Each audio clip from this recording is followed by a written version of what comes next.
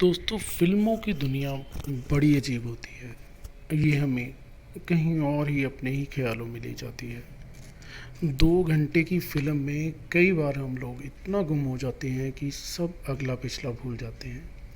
लेकिन कई बार किसी-किसी फ़िल्म को बार-बार देखने के बाद भी हमें फ़िल्म की पूरी स्टोरी समझ नहीं आती, या कम समय की वजह से हम कई फ़िल्में देख ही नहीं पाते।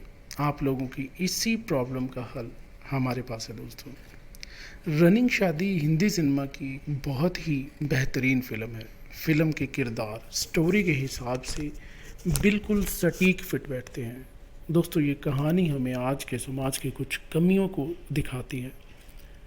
इसमें एक तरफ तो हमें ये दिखाया गया है कि बालिग होने पर हम अपनी ज़िंदगी के सभी छोटे बड़े फैसले अपनी मर्ज़ी से ले सकते हैं।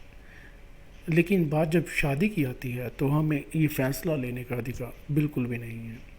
अगर शादी घर वालों की मर्ज़ी से हो तब तो बिल्कुल ठीक है, वरना अगर आपने शादी अपने घर वालों की रजामंदी के बिना कर ली तो समाज में इसे बगावत समझा जाता है। दोस्तों, फ़िल्म की शुरुआत पंजाब से होती है, जहाँ पर यंग लोगों और बुज़ुर्ग लोगों की ओपिनियन दिखाई जाती है कि शादी को लेकर इन लोगों की क्या राय है, स्पेशली लव मैरिज को लेकर के।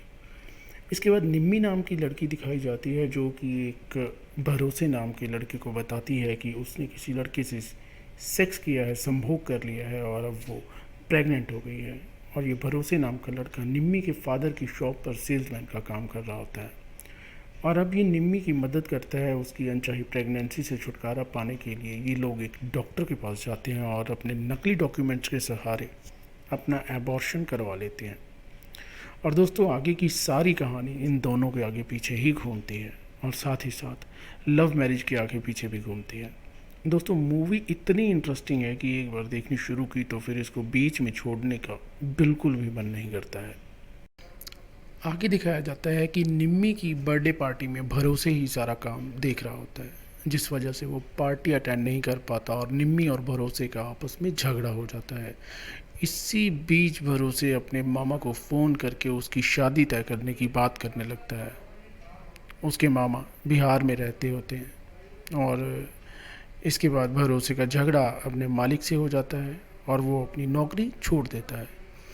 और दोस्तों, अब इसके बाद असली कहानी शुरू होती है, क्योंकि रनिंग शादी वाली वेबसाइट का आइडिया इसके बाद ही शुरू होता है।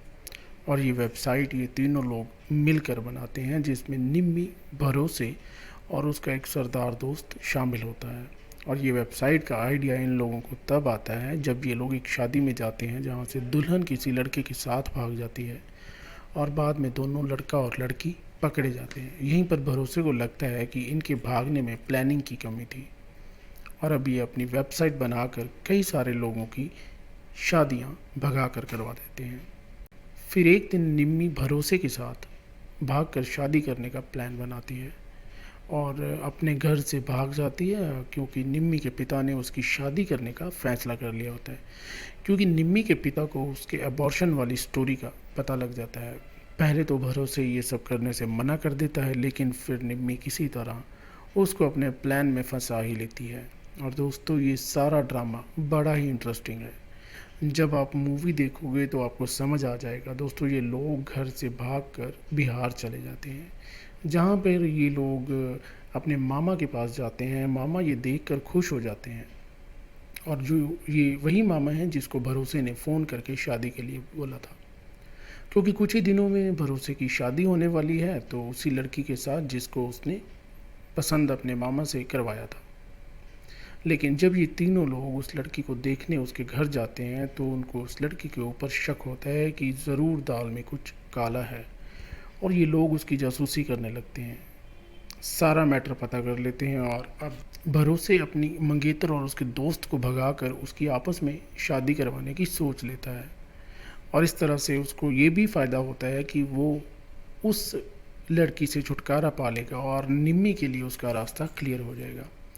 और प्लान के मुताबिक अपनी ही शादी वाले दिन अपनी मंगेतर को उसके बॉयफ्रेंड के साथ भगा देता है, क्योंकि निम्मी और भरोसे आपस में एक दूसरे को पसंद करते हैं और आपस में शादी भी करना चाहते हैं।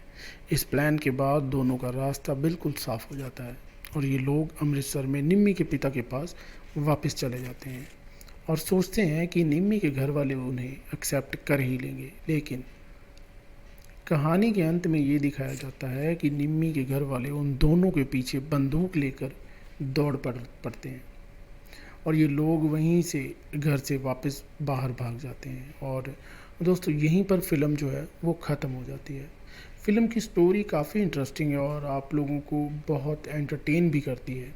अगर मैं इस फ़िल्म को 10 में से नंबर दूंगा तो इस फ़िल्म को 10 में से 6 स्टार दूंगा, मैं 6 नंबर दूंगा, क्योंकि फ़िल्म का मैसेज कुछ ज़्यादा क्लियर नहीं है। दोस्तों ये फ़िल्म आप लोगों को कैसी लगी कमेंट करके ज़रूर बताइएगा। एक नई वीडियो में जल्द ही मुलाकात होगी। नमस्कार दोस्तों।